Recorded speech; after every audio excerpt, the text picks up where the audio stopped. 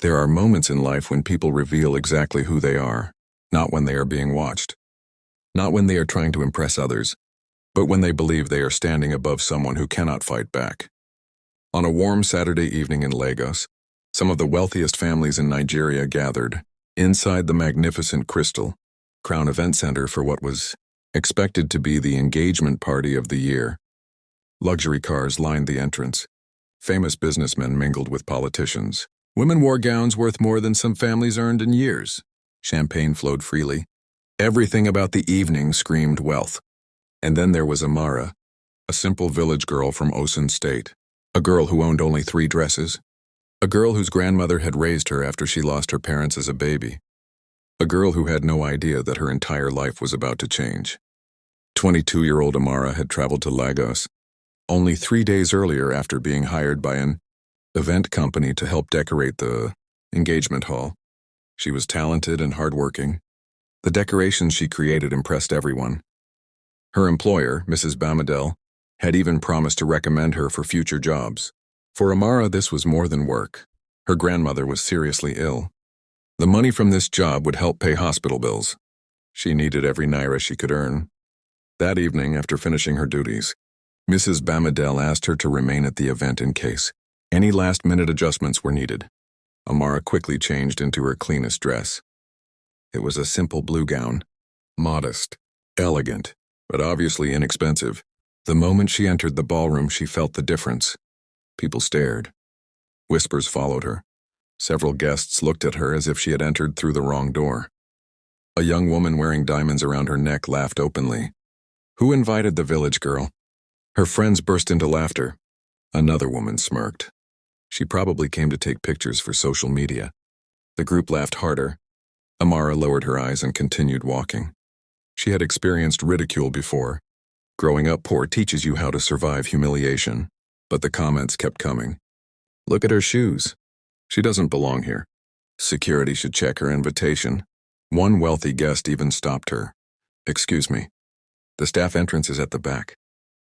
I work with the event company, Amara replied politely. The woman rolled her eyes. Exactly.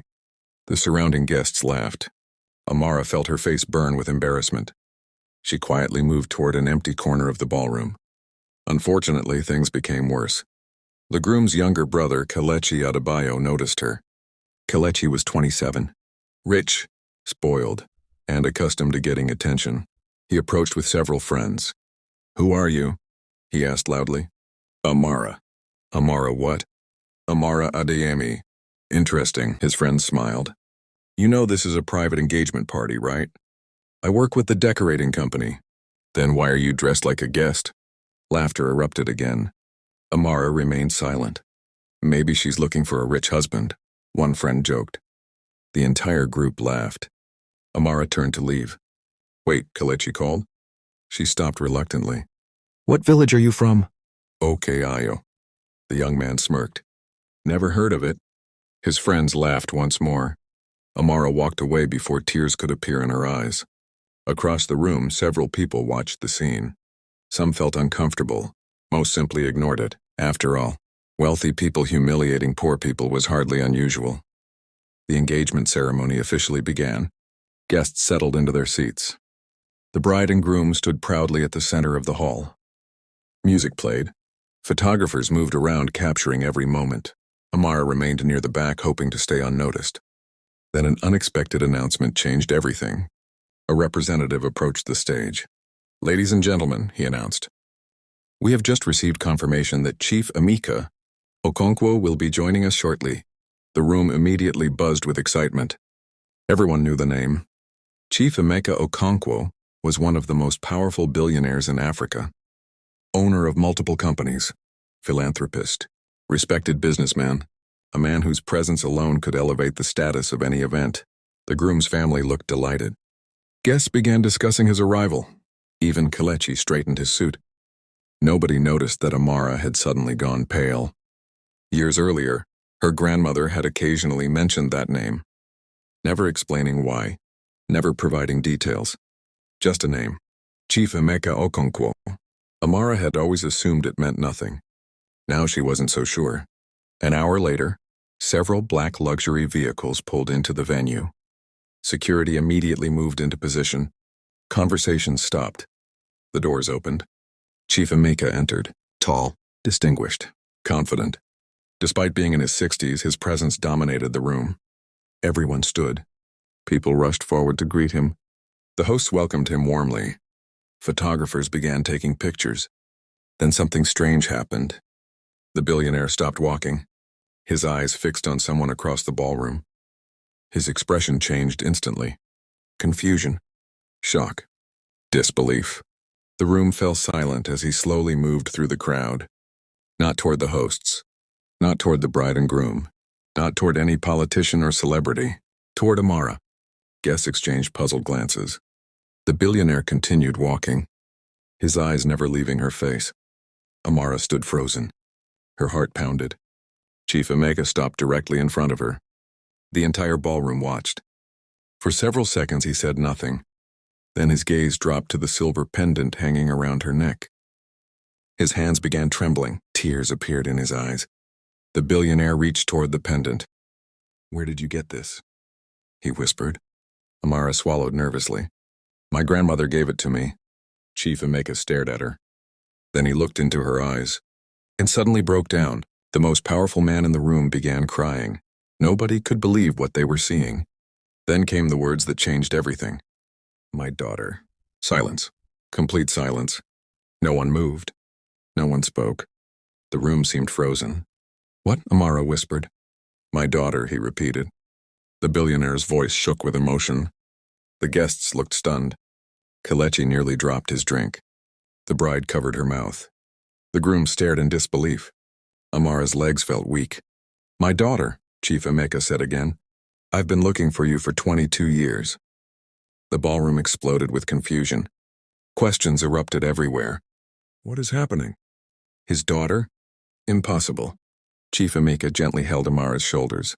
22 years earlier, he explained, his wife had given birth to a baby girl.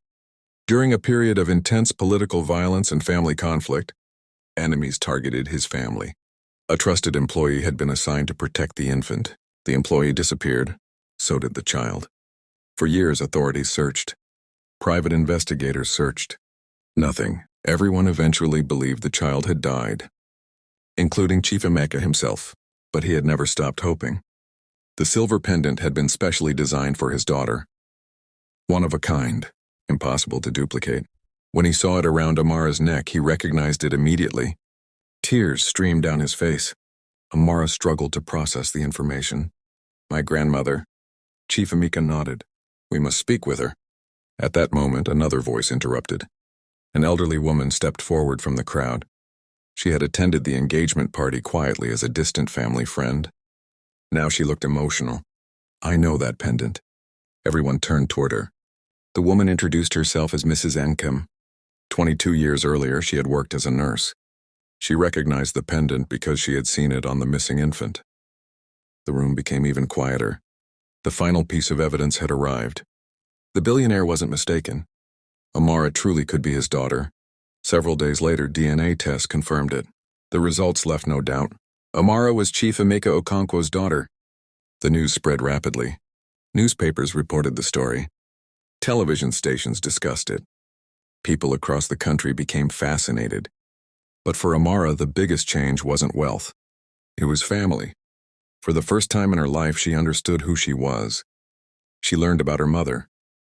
She learned about her past. She learned how desperately her father had searched for her, and she finally understood why her grandmother had protected the pendant all those years. When Chief Emeka visited Mama Grace, the elderly woman confessed everything.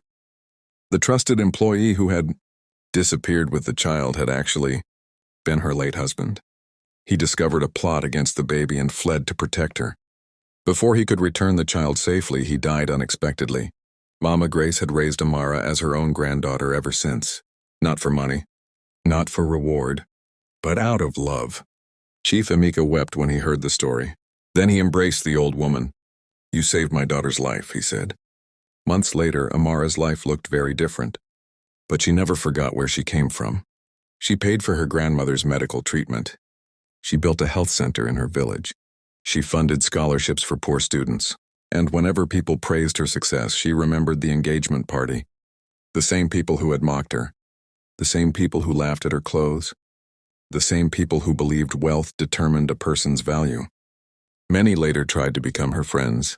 Some even apologized. Amara accepted their apologies, but she never forgot the lesson. Because the night she entered that ballroom, she was the same person she would be after discovering she was a billionaire's daughter.